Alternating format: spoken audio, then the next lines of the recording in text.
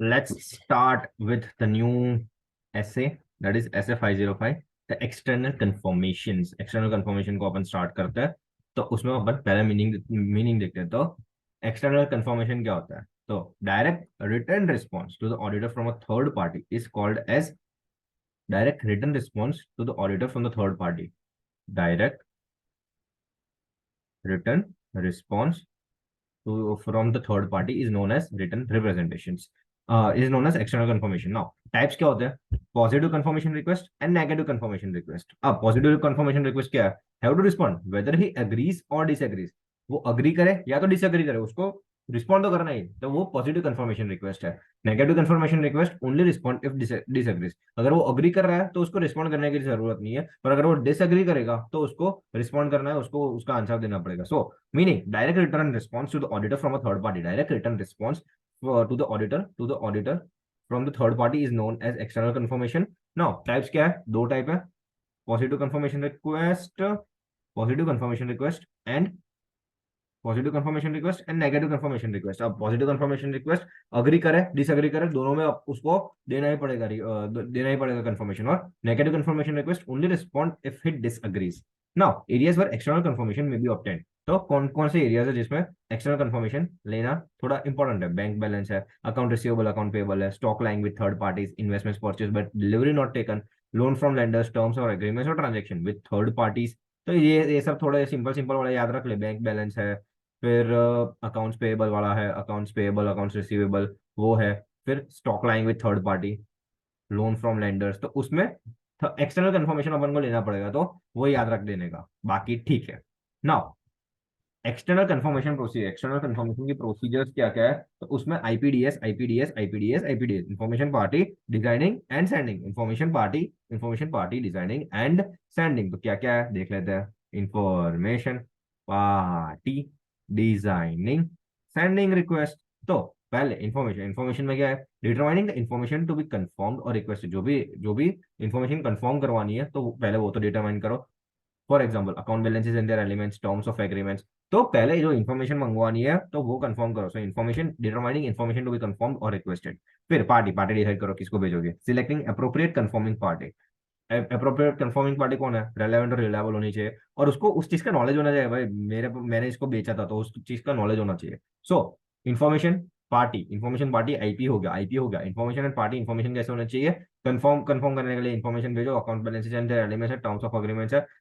Party कैसी होनी चाहिए? Appropriate, selecting appropriate confirming party, reliable और रिलायबल होनी चाहिए, नॉलेजेबल होनी चाहिए। देन डिजाइनिंग, डिजाइनिंग में क्या है? पहले दो पॉइंट है कि रिक्वेस्ट आर प्रॉपरली एड्रेस्ड, जिसको भेजना है उसको प्रॉपरली एड्रेस किया गया, नहीं प्रॉपरली एड्रेस। तो रिक्वेस्ट आर प्रॉपरली एड्रेस्ड और नॉट, तो वो देखना है। फिर contain return information for request, कि भाई उसमें क्या है? वो अपन एक्नॉलेजमेंट स्लिप देखते हो, उसमें ऐसा होता है, पूरा होता है, और फिर यहाँ पे टिक टिक टिक टिक टिक टिक करके वो एक्नॉलेजमेंट स्लिप देता है। तो उसमें अपन रिटर्न रिटर्न इन्फॉर्मेशन भी दे सके, ऐसी ऐसी ऐसा क्वेश्चन है, ऐसा फॉर्म फॉर्म में भेजना। तो कंटेंट रिटर्न इन्फॉर्मेशन क्या किस फॉर्म में रिस्पॉन्स देगा, तो वो भी बता देना। सो रिक्वेस्ट प्रॉपरली एड्रेस और कंटेंट रिटर्न इन्फॉर्मेशन। ना सबसे important answer in this elements. तो factors in designing, factors to be considered while designing the confirmation request. तो इसमें काल पे कौन है? अपना वन प्लस का फाउंडर, वन प्लस का फाउंडर कौन है? काल पे। तो वो क्या करता है? डिजाइनिंग करता रहता है। तो काल पे designing, designing the external confirmation, external confirmation क्योंकि वो बाहर रहता है।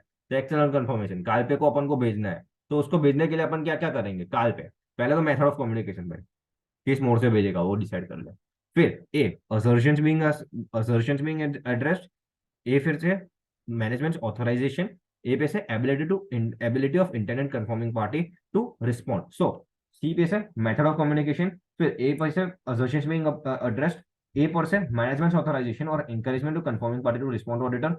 फिर ए पर से ability of confirming party to provide और confirm request, ability of internet confirming party to provide और कंफर्म रिक्वेस्ट, टू प्रोवाइड और फिर आर पे से risk of material statement, layout and presentation of the confirmation party and the prior experience of the auditor. Prior experience audit of similar engagement, मतलब ऐसे similar engagement अगर पहले किए हो तो उसमें क्या क्या फैक्टर्स यूज किए गए थे। तो इजी है।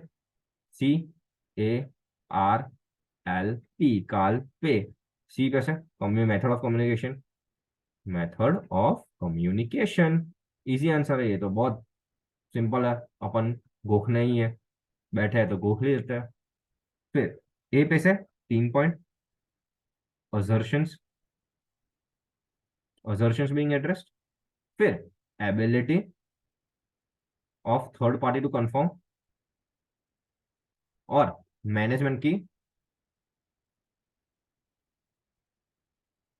और ability to of third party to confirm, और authorization by management, authorization by management.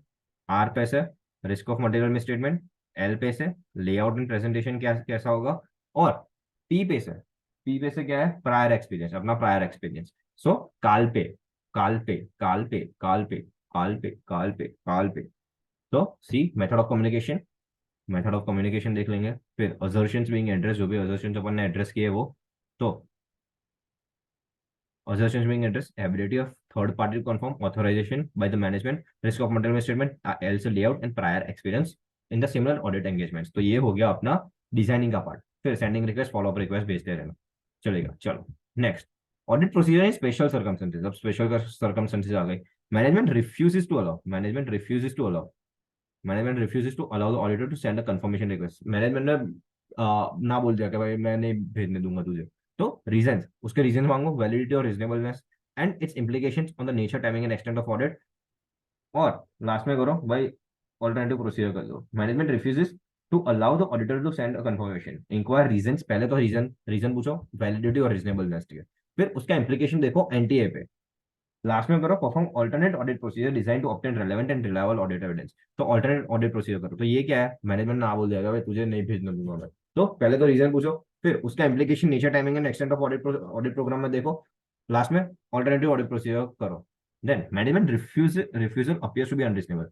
भाई उसने यहाँ ऊपर दिया तो है, पर ठीक नहीं लग रहा है, अनरीजनेबल लग रहा है, तो उसमें क्या करने का, अगर अनरीजनेबल लगे तो फिर अपना है communicate to TCWG implication for the audit effect S F 0705, communicate to the TCWG implication for the audit and the its effect on SA 705। तो ये तीन अलग अलग पॉइंट है। तो communicate to TCWG implication for audit and effect on the audit report that is in SA 705। तो ये दो कंडीशन हो गए, अगर unreasonable, management refusal appears to be unreasonable, और auditor unable to obtain audit evidence from other alternative audit procedure. तो क्या करेंगे, मैनेजमेंट ने रिफ्यूज कर दिया, मैनेजमेंट रिफ्यूज, मैनेजमेंट का जो आया रिस्पॉन्स तो वो अपन को अनरीजनेबल लगा, और auditor unable to obtain audit evidence through alternative audit procedure. तो क्या करेंगे, कम्युनिकेट टू टीसीडब्ल्यूजी, टीसीडब्ल्यूजी को कम्युनिकेट कर दो, communicate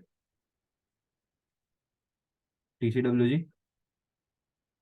second point, implications on NT, implications on audit, और लास्ट में अगर कुछ ना हो तो effect on modified, effect on auditor's report in SS 705। तो अगर मिला नहीं तो क्या करेंगे, अनरीजनेबल, पहला पहला पॉइंट है मैनेजमेंट रिफ्यूज टू अलाउ। अगर वो ना बोल देगा भाई मुझे नहीं देगा, तो पहले रीजंस पूछो, वैलिडिटी और रीजनेबलनेस, उसके रीजनेबलनेस देखियो, implications on nature, nature, timing and asset, और अल्टरनेटिव ऑडिट प्रोसीजर उसका कैरी कर दो। फिर मैनेजमेंट का रिफ्यूजल, उसने जो रीजन दिया वो अनरीजनेबल लग रहा है, तो मैनेजमेंट का रिफ्यूजल अपन को अनरीजनेबल लग रहा है, और auditor unable to obtain audit evidence from alternative audit procedure, उसको ऑल्टरनेटिव ऑडिट प्रोसीजर करके भी उसको एविडेंस नहीं मिला, तो क्या करेंगे, पहला point communicate to TCWG, communicate to TCWG implications, implications on audit and effect on audit report that is under SS 705। ये हो गया। Then results of external confirmation procedure, results of external confirmation procedure. तो अगर doubt आ रहा है, creates doubt, तो obtain further evidence to resolve the doubts. अगर डाउट आ रहा है कुछ तो फर्दर ऑडिट प्रोसीजर करके फर्दर ऑडिट एविडेंस गैदर कर दो। फिर नॉट रिलायबल, वो रिलायबल नहीं है, तो उसका इफेक्ट देखो नेचर, टाइमिंग एंड एक्सटेंट पे। No response, perform alternative audit procedures. अगर उसका रिस्पॉन्स ही नहीं आया तो फिर confirming party do not response, confirming party do not response. पहला क्रिएट्स डाउट, तो फैक्टर्स, पहला क्रिएट डाउट तो फर्दर ऑडिट प्रोसीजर कर लो, फर्दर ऑडिट एविडेंस के लिए। फिर नॉट रिलायबल है तो इफेक्ट ने नेचर, टाइमिंग एंड एक्सटेंट दे दो, उसका रिस्पॉन्स ही नहीं है, कंफर्मिंग पार्टी का रिस्पॉन्स नहीं आया, तो अल्टरनेटिव ऑडिट प्रोसीजर कर लो। अनेबल टू कलेक्ट एविडेंस, भाई कहीं से एविडेंस कलेक्ट नहीं हो ऐसा है ही नहीं, तो determine the effect on the opinion under SS 705। तो ये चार कंडीशन है। क्या चार चार क्या है, पहले क्रिएट्स डाउट, अगर डाउट क्रिएट हुआ तो फर्दर ऑडिट प्रोसीजर कर दो। रिलायबल, नॉट रिलायबल, तो नेचर, टाइमिंग एंड एक्सटेंट पे उसका इफेक्ट देख लो।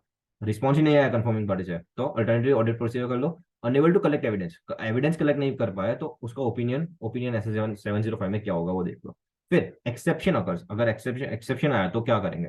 तो meaning difference between information requested और इन्फॉर्मेशन प्रोवाइडेड, हमने मांगा क्या था उसने दिया क्या, तो उसमें डिफरेंस आया, एक्सेप्शन आया, तो investigate to determine the misstatement, बस उतना ही, indicative of misstatements, investigate to determine the misstatements. ये हो गया पूरा अपना audit procedure in special circumstances. Now limited use of negative conformations.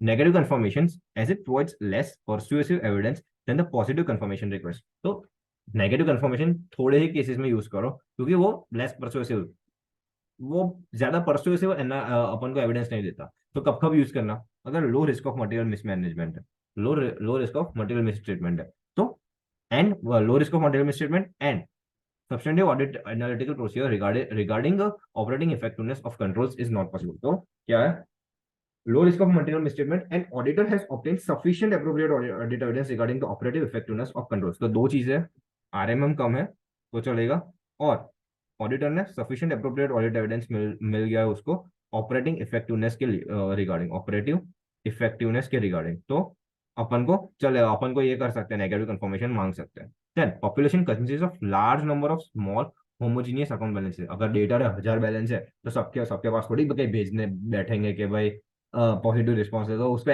एनालिस करने में ही अपन का बहुत सारा टाइम चला जाएगा। तो population consist of large number of small homogeneous account balances. Then expectation of low exception rate, मतलब ये जो डिफरेंस है, जो इन्फॉर्मेशन मांगी है और जो इन्फॉर्मेशन रिसीव की है उसमें, अगर अपन को ऐसा लगता है कि अगर कम एक्सेप्शन, मतलब जो कम कम डिफरेंसेस आ सकते हैं, तो अपन यूज कर सकते हैं नेगेटिव कंफर्मेशन को। And the last, auditor not aware of the circumstances that third party disregard the request. तो इसमें क्या है, मेजर पार्ट तो क्या है पॉजिटिव में, कि उसको कंफर्म, उसको देना पड़ेगा कि भाई रिस्पॉन्स देना ही पड़ेगा किसी ना किसी में।